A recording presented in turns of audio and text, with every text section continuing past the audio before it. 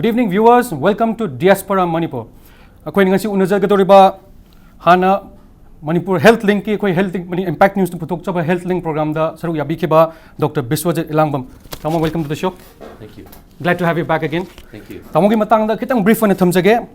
Tamo is a consultant in emergency medicine FRCEM London, West Birmingham and SANDWELL NHS Trust. Tamo is also the first person from Manipur कोई FRCEM हाइरिबा ma'am fellowship of the Royal College of Emergency Medicine के exam से pass तो हुई तमाम मणिपुर अहमने है ना ताजी so let's meet the person welcome back to our studio तम बिश्वजीत बर्मिंघम द लेबा लंदन द लेबा नहान हेल्थ थिंग द हेल्थ की मतंग याम खना करेंगे से हेल्थ की मतंग काम खंजरोय के अदो आदा कोई मैते मचा मैम ले होय होय अदो मैते मचा की इसामुक सहान मपाल लेरिंगे दा कोई ग्रुप अमम लोय सेम लेने to keep the emotional attachment अदो असोमन कमाई तो बिगबगे नत्र फूड हैबिट्स नत्र कोई मणिपुर की क्लोथिंग द चिंगबा सुगु मयाम सि मतंग रा तापी आई यूके दा इंग्लैंड दा कना लंदन दा लाक्सब 2002 दा लाक्सब चचबनी ओके मसिदा कोई मोइना हाने मदना चाहि ममांग दा यूरोपियन मणिपुर एसोसिएशन ने सेंबिरमे ओके यामना फबनी मखाई मयाम की नेटवर्किंग मो ओइना को प्लेटफॉर्म ओइना लाइव खदना इहाना हंबा ओइना अखोई 2003 दा आगी युमदा अखोई वेस्टर्न कंट्रीज हाइतारे अखोई निंगोल चकौबो जे हौदुक सके ओके निंगोल चकौबो सिदा मसी निंगोल चकौबो निंगोल मयाम कौरे निंगोल सिदा मैतै द नतना आगी मानवी याम नुसिरर मयाम अखोई पाइते सु गांगते सु बाइफे द गिसु लाकपी हेबो को do you involve the Europeans as well yes अखोई द यूरोपियन कोजे ओके से स्पाउस मयाम द मोगी अच्छा स्पाउस होबो अखोई मैम से पुनः लेमिनेब पुनः हाई मधुगी पुनः होना जरई यामना फजबना हुजिक्सी अखोई लेरिबा इमुंग मुंगसिंगसे दा इंगोंदा अखोई कनो से थाजे अखोई मरोइगुंबा करिगुंबा मयाम थादना हाइबदी युमदा नपाकपी हौरगदी मुक्थ्रुबी हौरगदी को अंदा अखोई इचनपी मनाक्ता मागी युमदा मुक्थ्रुबी हौरम यामना हेक येंगबदा इन थाजरुदबतो ओके अदो ही सेंस ऑफ अटैचमेंट अखोई मणिपुर की सेंस ऑफ बिलोंगिंग से होमसिक ओइदना निंजु निंजंगबा अटैचमेंट लेनबदो अदुमाय तबि होजि अखोई यूरोपियन मणिपुर एसोसिएशन दा आई खंजबदा मी मेंबर यामी अदुम yearly पुनबा अदुम पुली लाइबक थिबो आई चै अहुमरि दे एक्टिव ओइबा ngमजद्रे अदु हान याम एक्टिव ओइजरमी को जनरल सेक्रेटरी ओइजरमी ओके अखोई मयाम पुनबो होनजरबा अदुम होनजै हाजरे अतोपा प्रोग्राम गुंबा से यौसंग लापदा थबल सिनमन चिंबा अदुगुमदि तौबिरा ताव कनोदा अखोई यूरोपियन मणिपुर एसोसिएशन की अखोई पुनबा कानि थबल से सिले थबल जोंगी नोटिंग बना मरा अखोइना अखोई खतंग कंट्री साथ सिलरबा इसै खोंजे याददना कार खोंग मयाम थबल जोंगी को अदुम थबल माइनस सिली अदगी अखोई चाकौबो तवी हंदकजु अइना युम सि लाक्त्रिङै दा अखोई चेराउबो पांथो अमगा लाई ओके अदना सही अखोई ओइरिबा मरु ओइबा सिंगसि अखोई ngमनबा दुम होनजै हाइजे तारे अइना सही तरागा 2002 दगिनि को लेजरि 2017 या सही तरा वाइस दा अखोई सुम होनजदना अइना खितंग अगोन सु खितंग अटैचमेंट खलाइजबा अखोई मदर टंग से अखोई इमा लोन से यामना अखोई ngangjani ai chasu ani leje ko moisu ima अखोई मपान लेहरगदी अखोई मदर टंग सिंगांग खरा वाइबा को अदना अखोई से मैम जुजिक्ति यारिंगे अखोई इमा टंग से अखोई इमा लोन से ngang न होनजेबा बाय फाइ और से बाय फाइ न मागी इमा लोन ngangjनबा यामना नुसिबदी अखोई इमानबी मना मागी मचासी माजी इंग्लिश तो ओंगी अदु मचादी माजी कनोनी को पाइटी नि को अदु पाइटी मरोन से फसन nganगे आई मदु ngak मदुन इंस्पायर मसी 2002 की वारी नि मदुन इंस्पायर ओइदना आइना अखोई इमानबा अखोई मणिपुर की मयाम से सिदा हाइजे ए स्माइल इची कनोदन तौरगदी अखोई जु तौदु बेदे ना को अदुगी हंगतन हुजिक्सी अखोई लेरिबा almost every family angang singse almost 90% di ako ima lon dum ming ji kawre okay ai masina ming du western name adagi atai name ji phai phate hai wana taba adanga sagi khoi bonding ama attachment ama leina ba ko admaina tawdana khoi sum encouragement tawna sen tawbudagi almost 90% di leina ko pari ko wa ichana pi lai jalen bi kawri chinglem ba kawri ko adagi misna ko mayam ji loin kawdana yamna khoi gi unique character am din lakpo ujari last 10 years da okay awa adumak nei lakchani muse family ki matang da icha gi mingjo akoi maite gi asing ming thole ta yam ngai je ta tamo adom kai ta adu family matang da laktre da 1999 da Apollo Hospital Hyderabad gi tamo kano to bire first emergency medicine program to UK da career growth expand to number chapi min hai adu ki momang da Manipur da to birambra ke to biram I di rims ki product ni okay I am a very proud koi rims ki alumni ni ko ya koi rims ta I 1993 da jang Germany 93 okay aduga intern tawru matung da sagi emergency medicine ya na India da hogur hor ko matam sida Apollo da hor ko kan sida ai Apollo chatlaga madugi 1 year gi kena se fellowship emergency medicine tok jarugani madu loiraga ai UK ta sabane ko adu laibak phabana ai madu matam da ai gi MBBS selection ko gi medical selection da rank kitang wangi aduna atai hamna chapadi ngamba adu aina ko gi kena se rimse ai aina khanjagi ba masi khanjagi ba se ai one of my biggest ko gi yamna aseng ba chumna tawjagi ba ama oigene o ama decision nin khanjai kind rims na angona yamna afaba mayam takpi gi ba medical knowledge na tana aina akhoi da lairiba patient gi standard patient gi wakhan ke se ubunga me ba mapana ta magadi akhoi Manipur da lairiba patient gi idea si uramba ngamoidra khanjai yam phai taw amno rims ta learing da kari kai to birami extra curricular activities oirasu professionally oirasu adu matang khare be tom rims ta learing da ai je khara mayam na dum hoi akhoi gi ha kano hoi house kan le da hoi captain gi oidana ko ta tori hoi house officer intern association nama lerami madu general secretary ojerami masida iza aina tawjabada madu da kitang ko aina hujik madu 1998 ta rims ta numi humni strike to budu so ina leader ojagi yamna proud of kano dinate hujik UK da sum leiro kan da madu mun khala kan ko aina kari go general secretary sumu oiraba ai strike tok tok roi khanjai kari mutang strike on to strike se kano ne khoi gi iman akhoi gi PG chhatra ama patient conflict lakpadaki violent assault romba yamdi nungai ti assault to ko adu bunga sai khoina aina nga sai masi gi se phaga tabani masi to tabani generator khinga tabani security lagi tabani haidana akhoi strike to jagi ko madu to bukan da nga sai anaba yengi de hospital thingjin gi yam nungai jade anaba singse aino jita khalai se ai hypocritic oath ai anaba se aina yengni leijagrabane ba anaba yengni haiba mi du anaba du yengaroi nei heart attack tori mi du nang yengaroi pneumonia tori ba nang yengaroi leukemia nari ba nang yengaroi angang asthma na ba nang yengaroi ai di demand phangdri bo haiba gi wakhan ma hypocritic oath siga ai kano da contrary mi la e ko aduna ngasagi madugi strike to engwanda sum nungai jagi da ba hare ai leader su ojagi bani ko adu matamda aduna UK da di moi di hoi assault thok to bana te thoi adu smile hospital closer kai si sum urak ta ba se engwanda aina wakhan khala ko masi da tarom da falbra na khanjara pa ko ai hojik tawri bu lali chumi hai bonate si ai personal opinion ni kanam da criticism din na chade adu nuwa awana tarba rimsa kwai lai ba singsin na awana tarba mutum da tai moi di private hospital sa pungam jabana te ko masi da aina anaba yengaroi ai demand piu hai ba se ai kitang ngonda mungdi nungai jida ba hai tare hypocritic ki oath ki against la amado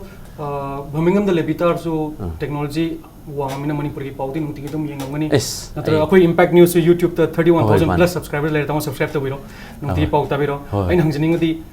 back then early 90s ka hujika rim se khenaba urabra sumba issues e thok tre khalabra kari changes le ai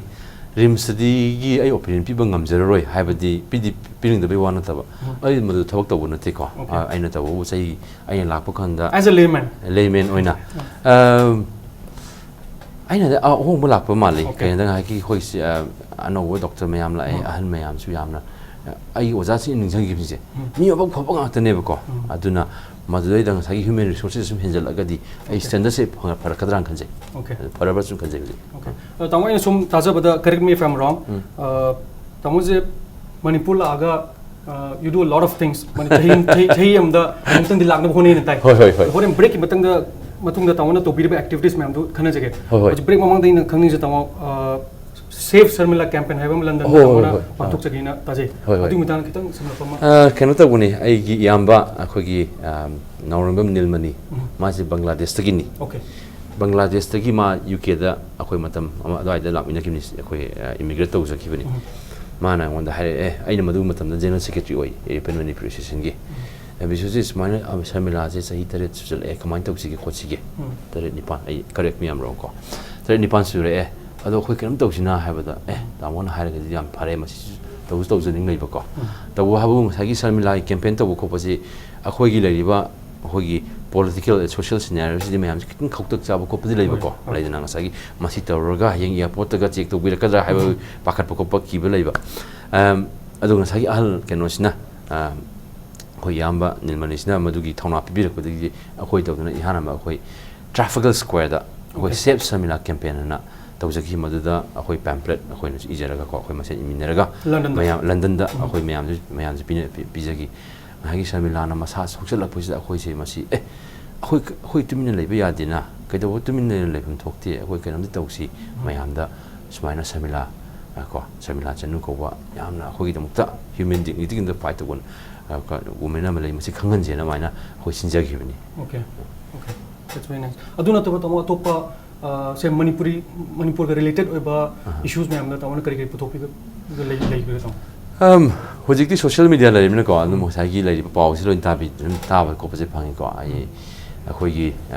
yam lai bak thiraba akhoi richard loitam ko si mayam na budi hojikti yam na kaunara mani madu matam dam active role am logzaki ngasagi akhoi mayam na pullaga Bangalore da akhoi protest am release sakhi busu ai adum financially as well as morally aduga madi organizing ju mating pangjagi hari ba ko madu matam da kitang controversial obina ai background la ina hona jaki ba adudagi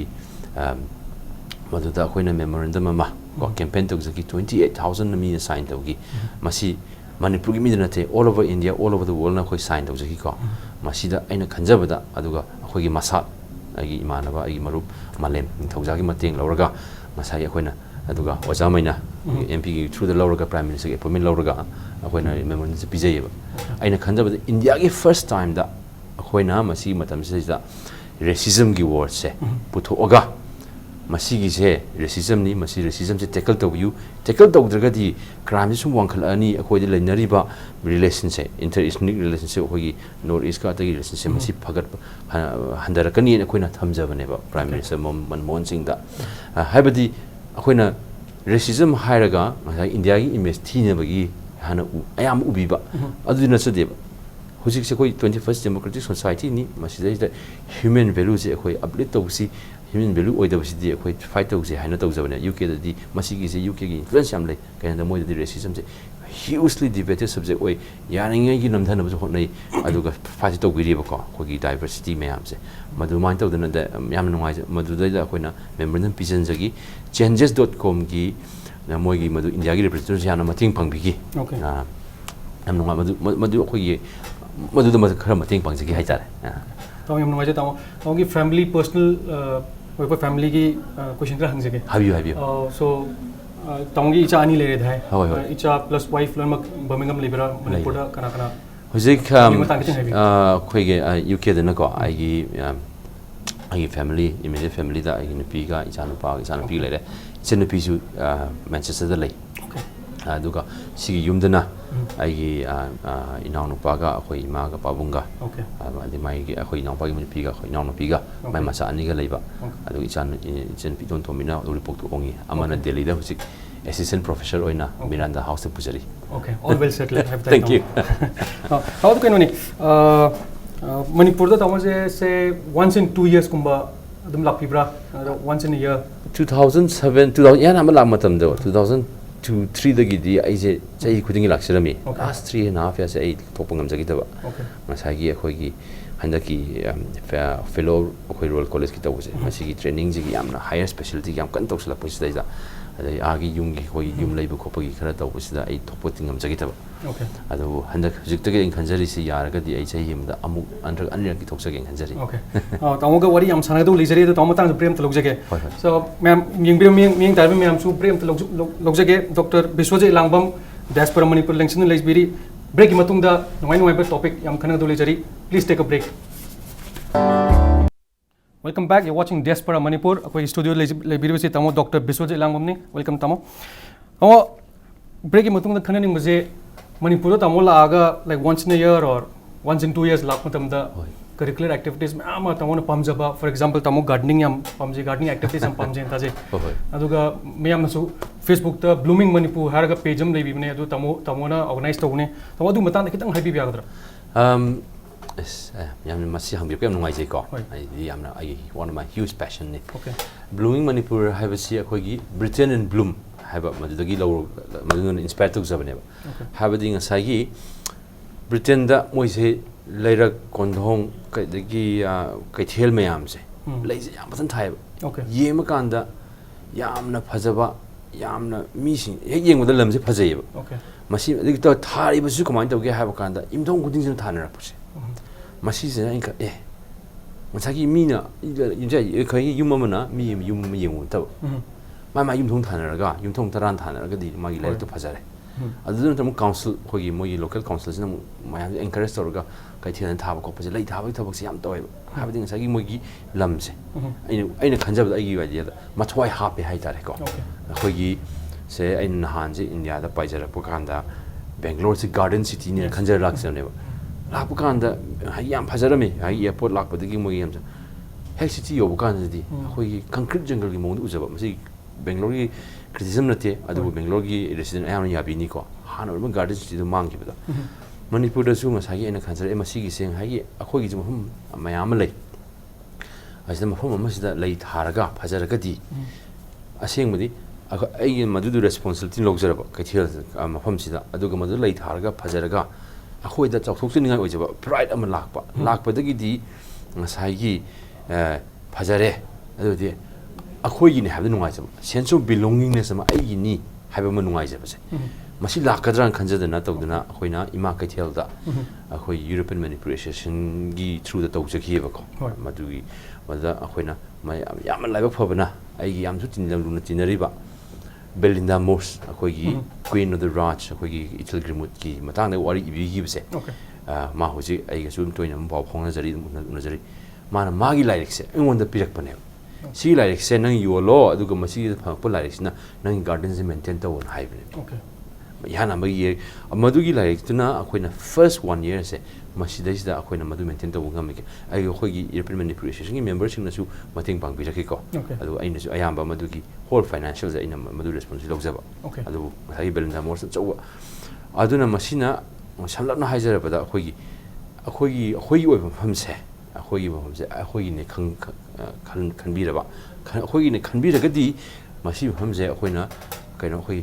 care kha lobom changiba lowiba lawraga masagi mafumda hongdokba aduna tragadi say for example ai kondhongdu ai kondhong yam phajaba mafam oiba yabasi oidragadi yam mona kan thamagadi ai chana hujik lakpa kanda babagi lam laikai si yam motli he hairni ba lam kondhong yam motli haiba mangonda ngasagi masi famjida chatda ni mo pham haidune ba adu nala phajaragadi as adugi famda chatpanda phajabane khoi ai yumni haijaraktir ichana pi je mapanda pobina masida je sense of belongingness ma sengap changi ba masmai tawdana akhoi gi laiba mi sing sense of belongingness semgat ke khan sengapagi pambai amane khanjai ko sai khoi mafam singsa aina aigi ni responsibility lawraga hongdok pase okay masini adu also Blooming Manipur ki aina sum Facebook da sum yingjabada off late cherau ching thangma cherau ching sing gi khar uje ase hoi cherau haibasdi akoi Manipur da dum plastic bottle lang thomba ching isamuk ching kajab ne walking se poina adi mon ujab haib tare adu so cherau matung da tamon sing gi pau tai aina sing manate adu hoi ai yaw yaw je tabu je smain tawi cherau sing ka ba sida aina cherau ching je khoi ngang oi karak poina ai ichana pi ga ichana pa ga se ka haning na khoi mung se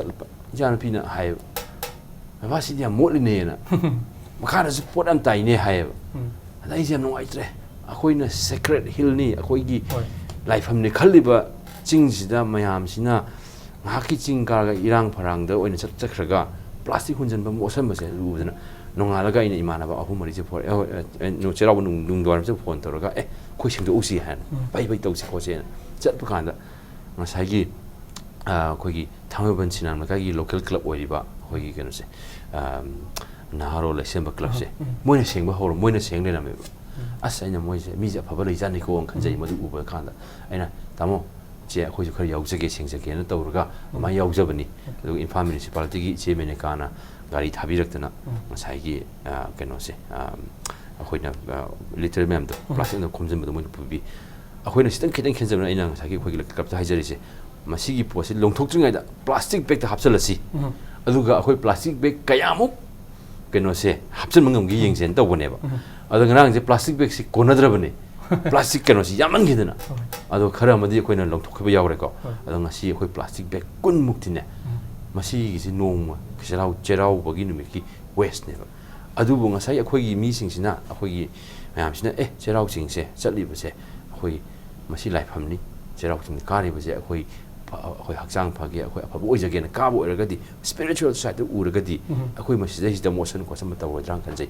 ꯋꯥꯀꯤꯡ ꯆꯠꯄꯁꯨ ꯅꯨꯡꯉꯥꯏꯒꯅꯤ ꯀꯣ ꯉꯁꯥꯏꯒꯤ ꯋꯥꯀꯤꯡ ꯆꯠꯄꯁꯦ healthy mind ꯑꯗꯩ healthy body and healthy mind ꯍꯥꯏꯕꯅꯦꯕ ꯑꯗꯨꯒ ꯉꯁꯥꯏꯒꯤ ꯄ꯭ꯂꯥꯁꯇꯤꯛ ꯊꯝꯖꯤꯟꯗꯅ ꯒꯨꯠꯀꯥꯒꯤ ꯀꯔꯤ ꯃꯌꯥꯝ ꯂꯩꯔꯒꯗꯤ ꯍꯦꯜꯗꯤ ꯃꯥꯏꯟꯗꯨ ꯑꯣꯏꯔꯔꯣꯏ ꯍꯥꯏꯕꯀꯣ ꯑꯗꯨ ꯅꯠꯇ꯭ꯔꯥ ꯑꯗꯨꯕꯨ ꯉꯁꯤ ꯌꯥꯝ ꯅꯨꯡꯉꯥꯏꯖꯩ ꯉꯁꯤꯒꯤꯁꯦ ꯌꯥꯝ ꯃꯌꯥꯝ ꯌꯥꯝꯅ ꯂꯧꯍꯧꯏ ꯑꯩ ꯃꯌꯥꯝꯗ ꯍꯥꯏꯖꯒꯗꯕꯗꯤ ꯃꯁꯤ ꯇꯥꯟꯖꯥꯁꯤ ꯂꯧꯖꯔꯒ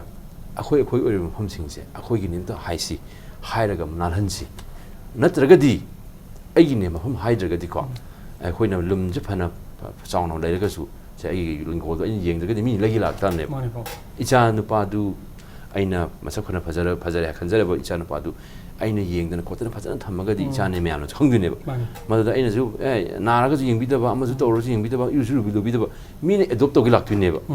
ꯃꯥꯁꯤꯕꯨ ꯑꯉꯥꯡꯁꯤꯕꯨ ꯑꯣꯔꯐꯥꯟꯂꯅ ꯍꯦꯛ ꯀꯥꯟꯗ ꯑꯦꯗꯣꯞ ꯇꯧ ꯂꯥꯛꯇꯣꯏꯅꯦꯕ ꯑꯩꯈꯣꯏꯒꯤ ꯂꯝꯁꯦ ꯑꯩꯈꯣꯏꯒꯤꯅꯤ ꯑꯩꯈꯣꯏ ꯃꯌꯥꯝꯅ ꯑꯩꯈꯣꯏ ꯅꯨꯡꯁꯤꯅ ꯊꯝꯁꯤ ꯁꯤꯅꯤ ꯑꯩꯅ ꯍꯥꯏꯖꯒꯗꯕ ꯌꯥꯝ ꯐꯩ ꯇꯥꯃꯣꯒꯤ